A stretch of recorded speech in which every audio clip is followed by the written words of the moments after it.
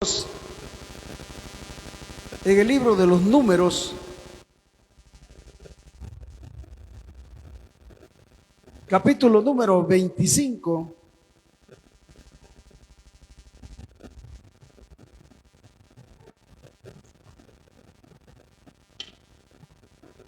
Gloria a Dios.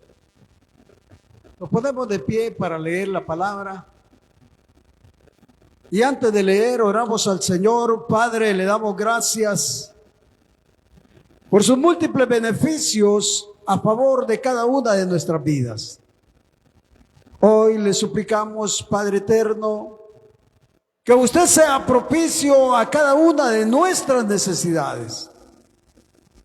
Que usted, Señor, obre conforme, Señor, a su misericordia, sanando, consolando, fortaleciendo, proveyendo, sustentando cada vida, Señor. En el nombre de Jesús de Nazaret, le suplicamos, Padre eterno, que levante ese lecho de enfermedad a aquel que se encuentra postrado, aquella hermana que clama día y noche, para que su mano de sanidad repose sobre su cuerpo.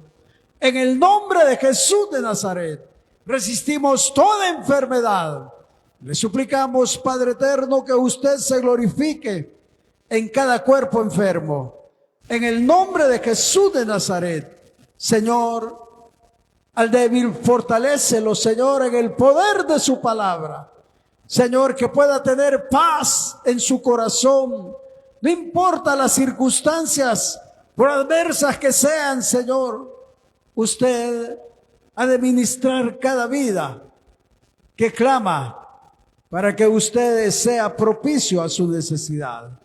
En el nombre de Jesús de Nazaret, Señor, le suplicamos que a través de su palabra podamos ser enteramente edificados. Que sea su Espíritu Santo ministrando cada una de nuestras vidas a través de su bendita palabra. En el nombre de Jesús, porque le damos gracias, Señor. Amén y amén. Gloria a Dios. Libro de los Números, capítulo número 25, y leemos del versículo número 16 al versículo número 18. Dice la palabra de Dios: y Jehová habló a Moisés diciendo: hostigad a los madianitas y heridlos, por cuanto ellos os afligieron a vosotros con sus ardides, con que os han engañado en lo tocante a Baal Peor, y en lo tocante a Cosbi, hija del príncipe de Madián, su hermana, la cual fue muerta el día de la mortandad por causa de Baal Peor. Amén. Gloria a Dios. Pueden sentarse, hermanos, hermanas. Al leer estos tres versículos, quiero que pensemos en la venganza es de Jehová. La venganza es de Jehová. Y esta porción que hemos leído nos pone de manifiesto la voluntad de Dios en cuanto a que el pueblo de Israel tomara venganza por los eventos o sucesos que habían acontecido en Baal Peor, donde había acontecido una mortandad de 24,000 personas. Ahora, la pregunta es, ¿por qué Dios expresa a Moisés que hostiguen a los madianitas? En el libro del Éxodo, en el capítulo 17, nos habla la palabra cuando llegaron a Cades Barnea. Y cuando llegaron, el pueblo se quejaba de que no había agua, y el pueblo clamaba a Dios para que Dios les proveyera el sustento. Estaban cansados, estaban agotados, y Dios le dice a Moisés: toma tu vara y golpea la peña para que fluya agua. Moisés obedece a Jehová y golpea la peña y le da agua.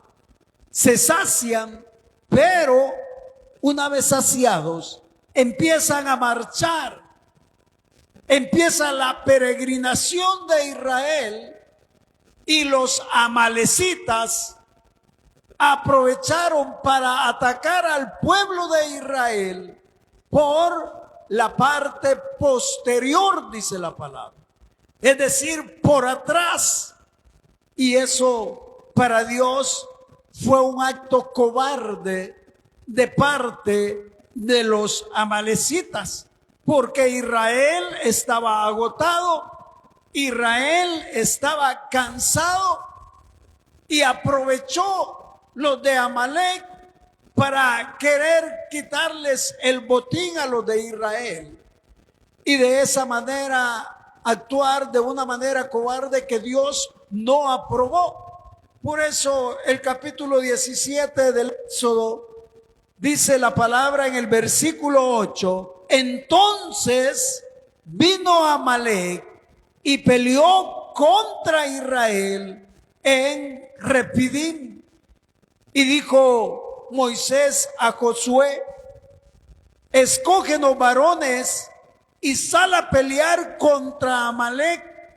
Mañana yo estaré sobre la cumbre del collado y la vara de Dios en mi mano. E hizo Josué como le dijo Moisés, peleando contra Amalec. Y Moisés y Aarón y Hur subieron a la cumbre del collado.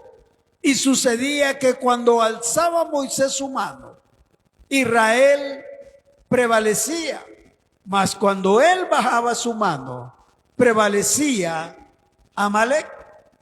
Entonces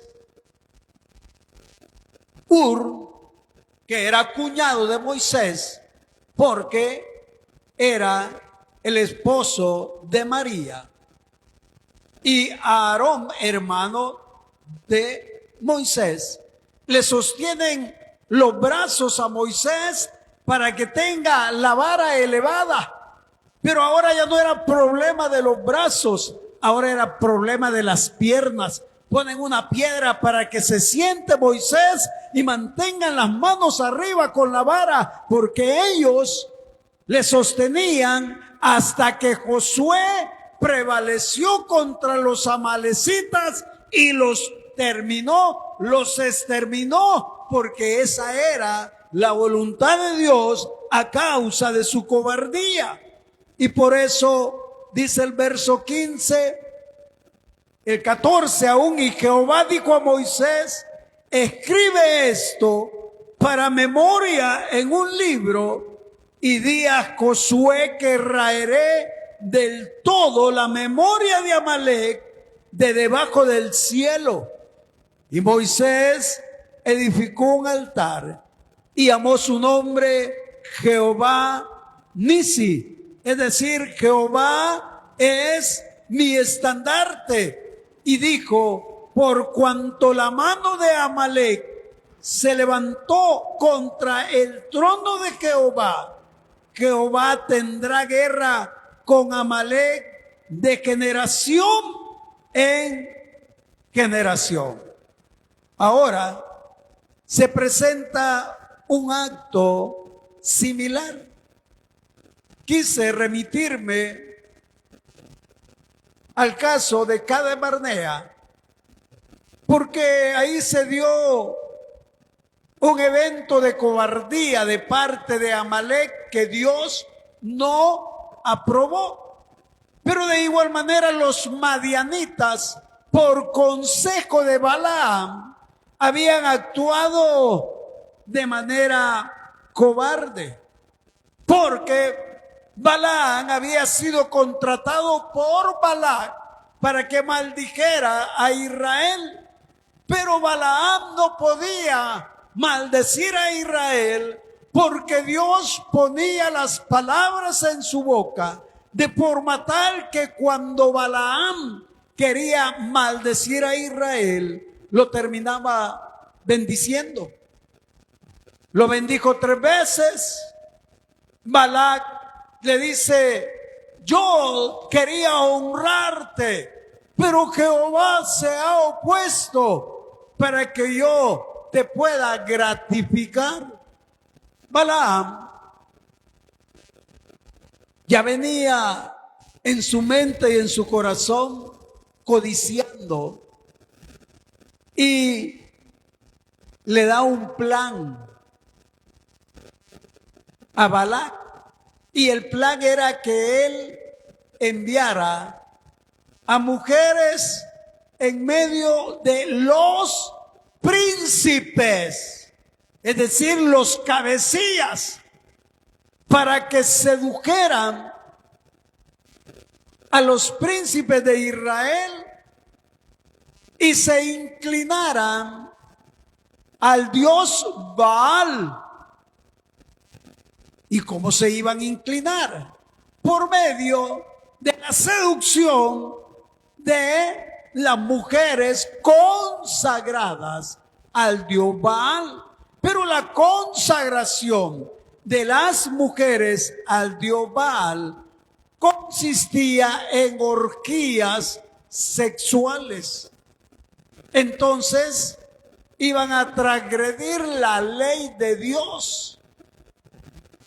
Y para Dios eso fue algo que no tenía nombre. Una cobardía es algo que va trasladando o vulnerando o sobrepasando los límites.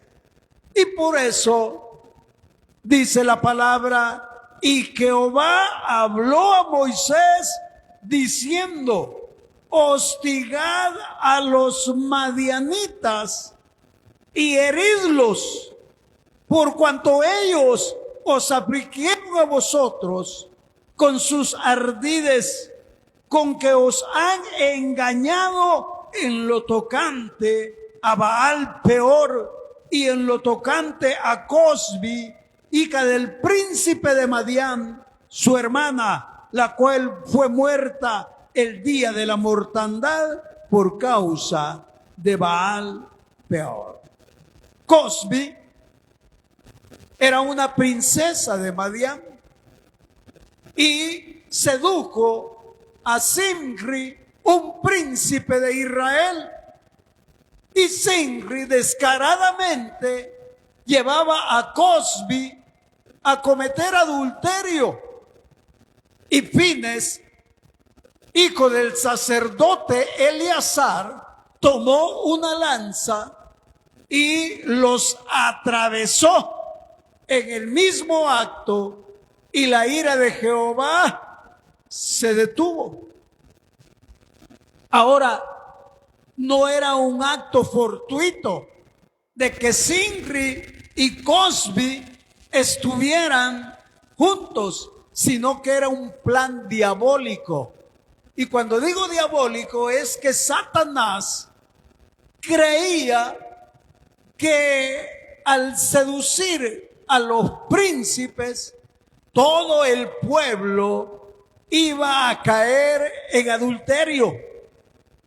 Pero el acto de Fines hizo que la ira de Jehová cesara y la mortandad se acabara.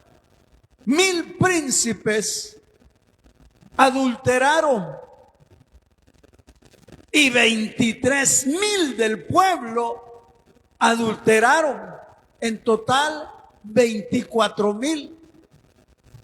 Y Jehová ahora va a tomar venganza. La venganza es de Jehová. no es del pueblo de Israel, es Dios quien estaba irado por la actitud de Balaam.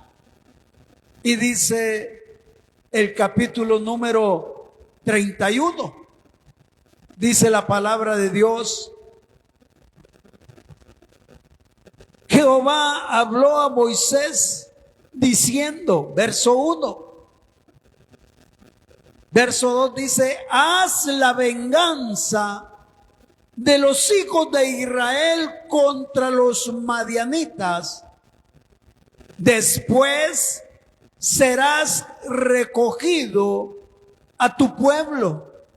Entonces Moisés habló al pueblo diciendo: armaos algunos de vosotros para la guerra y vayan contra Madián y hagan la venganza de Jehová en Madián.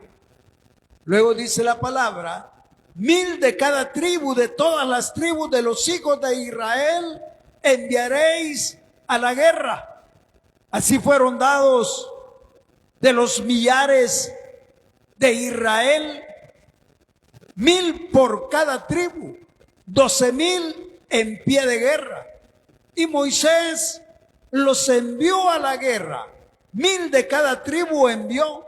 Y Fines, hijo del sacerdote Eleazar, fue a la guerra con los vasos del santuario y con las trompetas en su mano para tocar, y pelearon contra Madián como Jehová lo mandó a Moisés, y mataron a todo varón.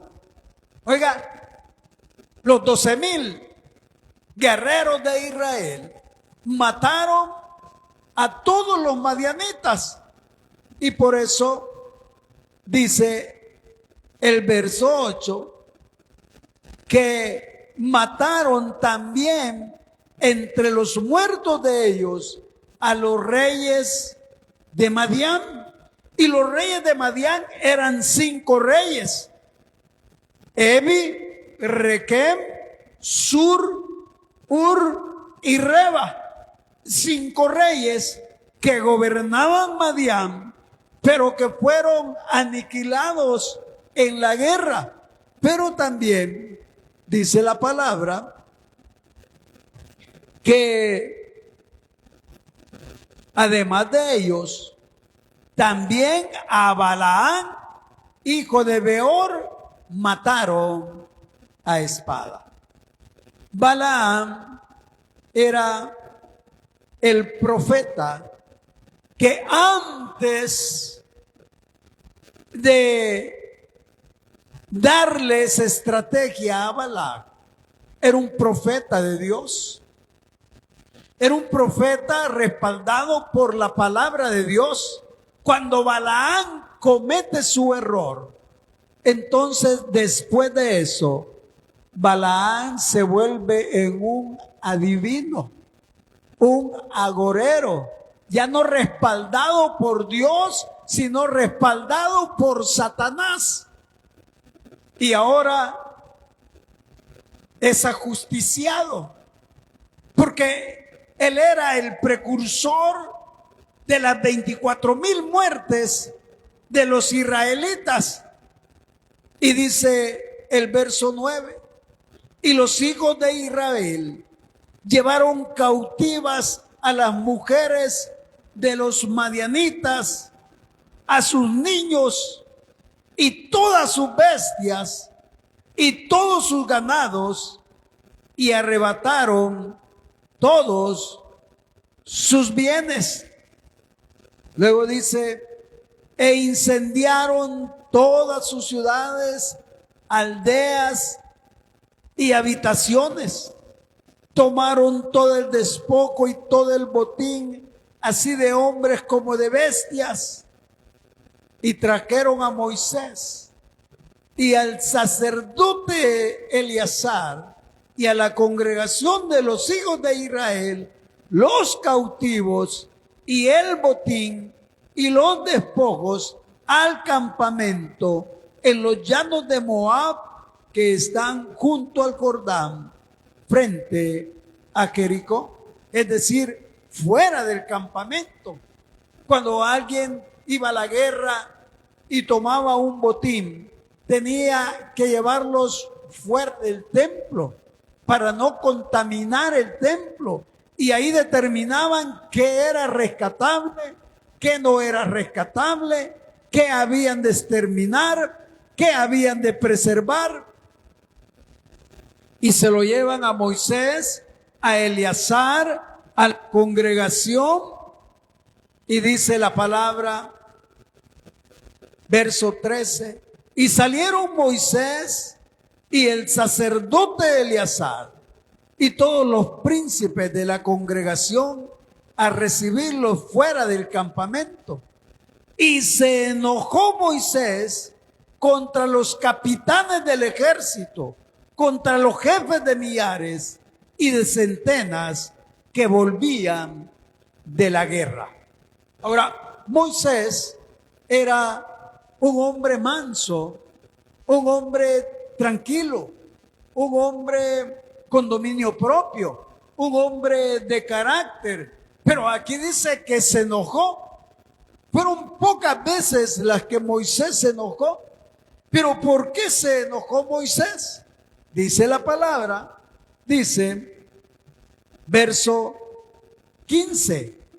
Y les dijo Moisés, ¿por qué habéis dejado con vida a todas las mujeres?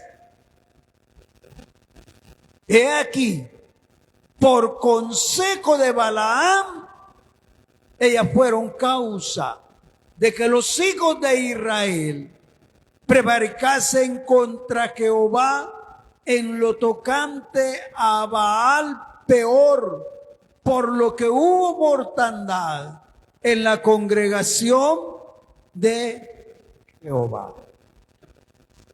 Moisés estaba enojadísimo porque habían perdonado la vida de las mujeres.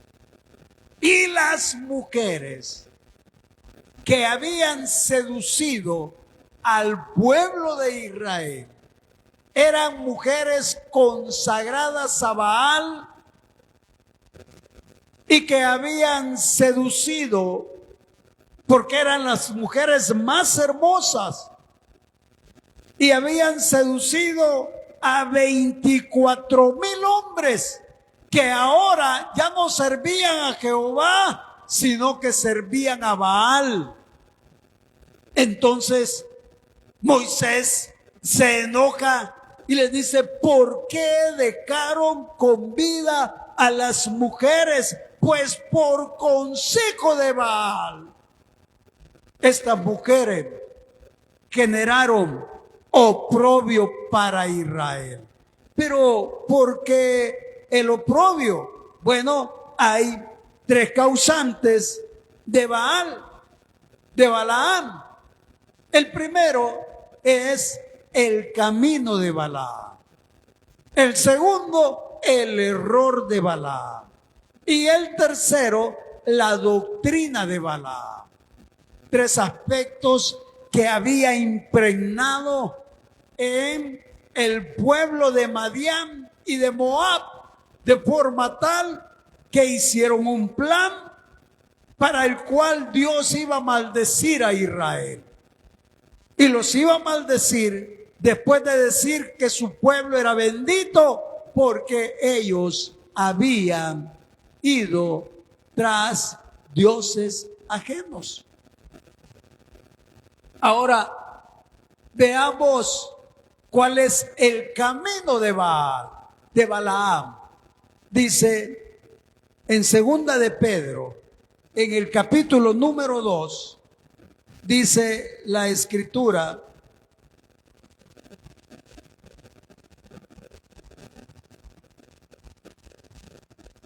Segunda de Pedro, capítulo número 2,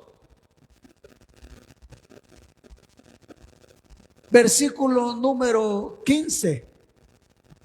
Dice, han dejado el camino recto y se han extraviado siguiendo el camino de Balaam, hijo de Beor, el cual amó el premio de la maldad y fue reprendido por su iniquidad, pues una muda bestia de carga, hablando con voz de hombre, refrenó la locura del profeta.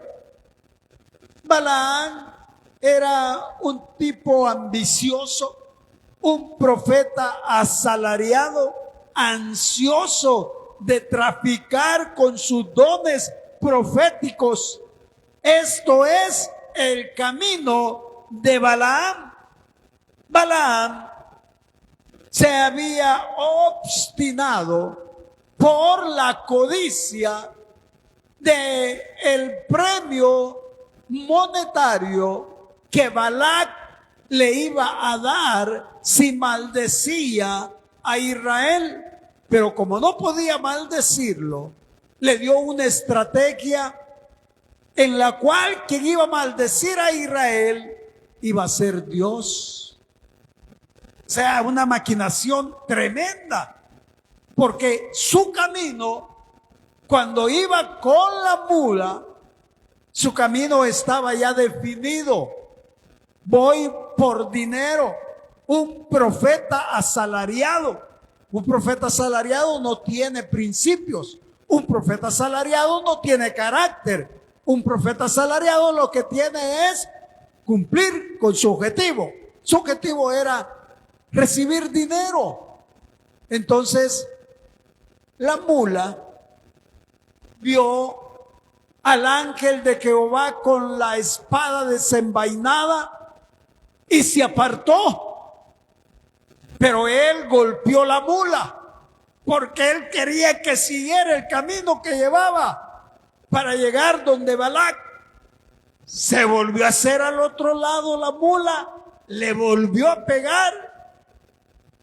Pero la mula miraba al ángel de Jehová y la mula se sentó y le volvió a pegar y le abrió los ojos Dios a Balaam. Y cuando vio al ángel, se postró y dijo: he pecado, ¿quieres que regrese? Pero era ficticio, porque su camino ya estaba trazado, era una obstinación. Y le dijo, el asna le dice: ¿por qué me has pegado 3 veces con voz de hombre? Y le dice: ¿por qué me estás espantando? Y le dice el ángel: si tuviera que matarte, si tuviera que matar a alguien, te mataría a ti y dejaría la burra. ¿Por qué? Porque él estaba obstinado. Ese es el camino de Balaam. En el libro de Judas, en el versículo número 11, nos habla acerca del error de Balaam. Y dice la palabra en el versículo número 11: ¡ay de ellos! Porque han seguido el camino de Caín y se lanzaron por lucro en el error de Balaam y perecieron en la contradicción de Coré. Aquí en el libro de Judas, hablando de los falsos maestros, pone a Caín que hacía la religión a su voluntad, como él quería. Eso es lo de Caín. Yo voy a servir a Dios como yo quiero. A mí nadie me va a mandar. Aquí yo ya sé todo cómo se hace. Aquí yo lo puedo todo. A mí no me va a venir a decir nada. Eso es Caín. Pero luego presenta el error de Balaam. Y luego presenta la muerte de los de Coré, que dijeron: todos somos santos, no solo Moisés. ¿Por qué no habla a través de nosotros? Y se los tragó la tierra. El error de Balaam era creer que el carácter de Dios estaba sustentado en un aspecto moral y ético. Pero el carácter de Dios estaba sustentado en el sacrificio vicario de su Hijo amado, cuya figura fue la peña de Oreb, que fue golpeado 2 veces, y luego la culebra de bronce que puso sobre un asta Moisés, y todo el que la mirara y confesare sus pecados iba a vivir.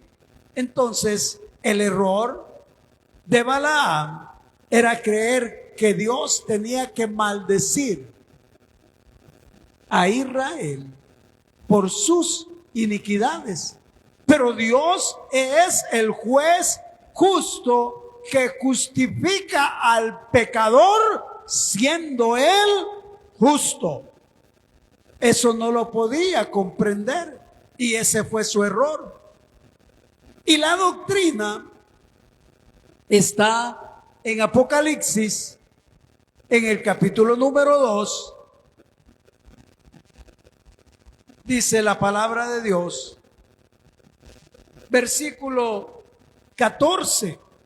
Pero tengo unas pocas cosas contra ti, que tienes ahí a los que retienen la doctrina de Balaam, que enseñaba a Balac a poner tropiezo ante los hijos de Israel, a comer de cosas sacrificadas a los ídolos y a cometer fornicación. La doctrina de Balaam estaba sustentada en que no era malo comer lo sacrificado a los ídolos. Todo me es lícito, dice la palabra. Entonces, él decía, ¿qué tan malo puede ser comer lo sacrificado a los ídolos? ¿Y qué tan malo puede ser fornicar?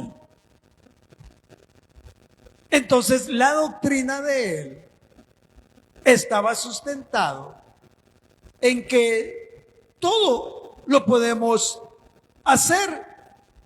Enseñaba a Balac la manera de corromper a los israelitas, quienes no podían ser objeto de maldición, pero a causa de ser tentados, ellos iban a tomar por esposas a mujeres paganas que iban a inclinar su corazón hacia la idolatría.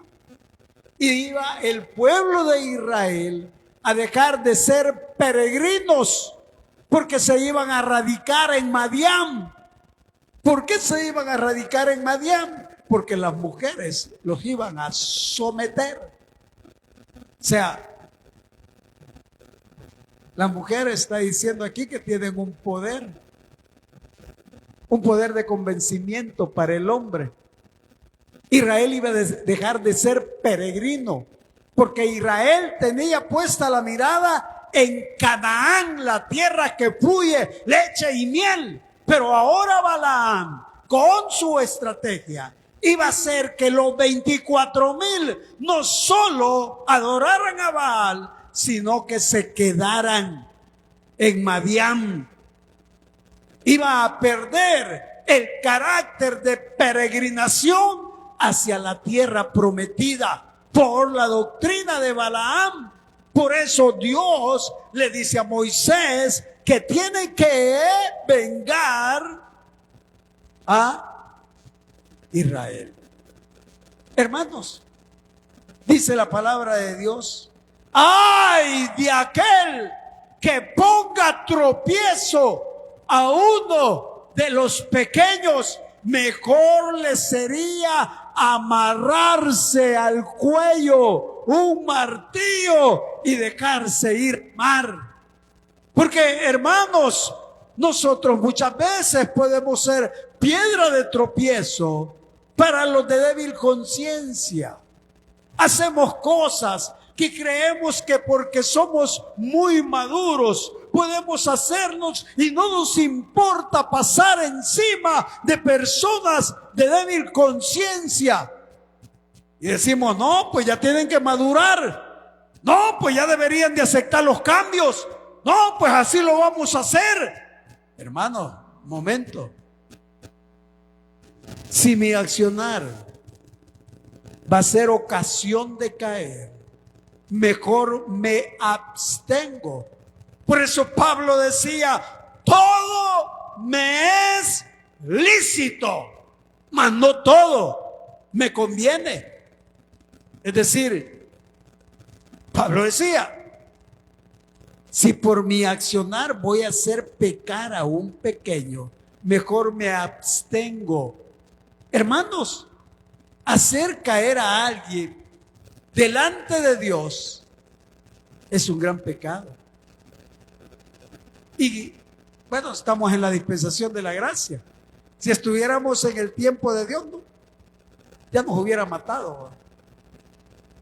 Pero, hermanos, el hecho de estar en la gracia no anula la santidad de Dios. Porque con nuestro accionar nosotros muchas veces actuamos con ciertos rudimentos o con ciertas actitudes que pueden ser dañosas, que pueden afectar al débil. Entonces, Dios estaba estableciendo la venganza para el pueblo de Israel. Por eso dice la palabra en este capítulo número 31 de Números, dice la Escritura, he aquí, por consejo de Balaán, ellas fueron causa de que los hijos de Israel prevaricasen contra Jehová en lo tocante a Baal Peor, por lo que hubo mortandad en la congregación de Jehová. Y ahora viene la solución y le dice en el verso 17, matad pues ahora a todos los varones de entre los niños, matad también a toda mujer que haya conocido varón carnalmente. Entonces decimos, pero qué tremendo, no comprendo por qué Dios mandó matar a los niños. Porque esos niños iban a crecer y iban a crecer con un sentimiento de venganza. Entonces le dice, maten a todos los niños y maten a toda mujer que ha tenido contacto carnal. Qué drástica la medida. Sí. Porque se oponían al plan de Dios y podían quedar las mujeres vírgenes. Porque, dice la palabra, verso 18, pero a todas las niñas entre las mujeres que no hayan conocido varón, las dejaréis con vida. Y vosotros, cualquiera que haya dado muerte a persona y cualquiera que haya tocado muerto, permaneced fuera del campamento 7 días y os purificaréis al tercer día, y al séptimo vosotros y vuestros cautivos. Se tenían que limpiar las impurezas.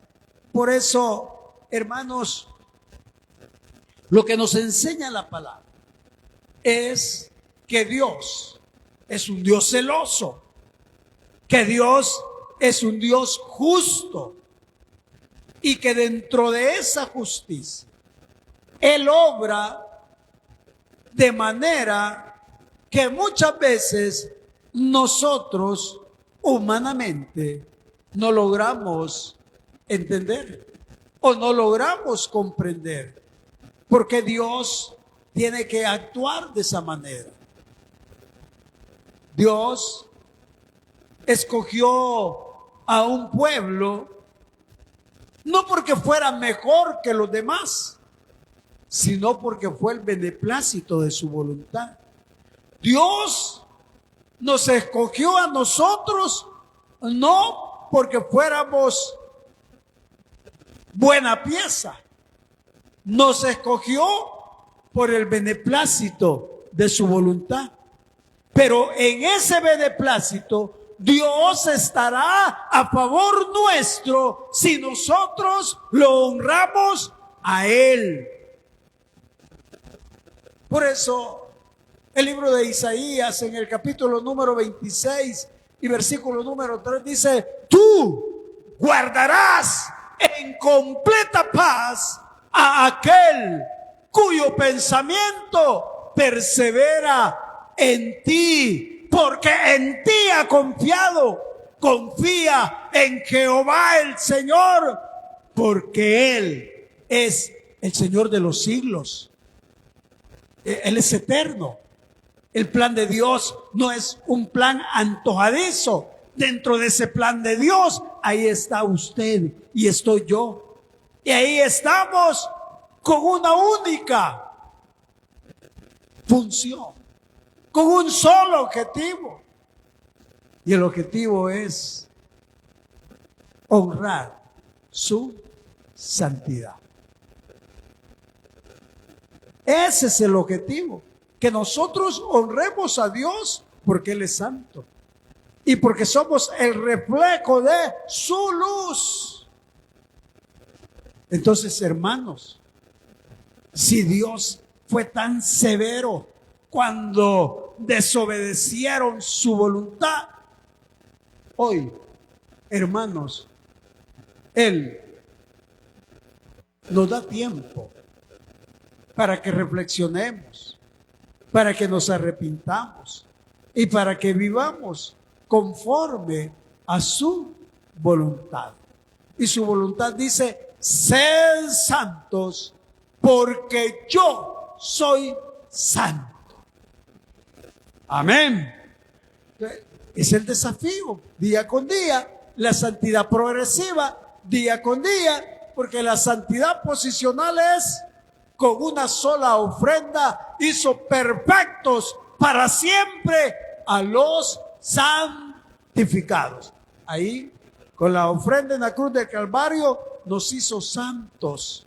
Pero luego, después, día con día, tenemos que ir limpiándonos, declarándonos culpables delante de Él, porque no podemos engañarlo. Y si no nos confesamos, pues ahí vamos acumulando el montón de pecados. Por eso, día con día, usted diga: Señor, me declaro culpable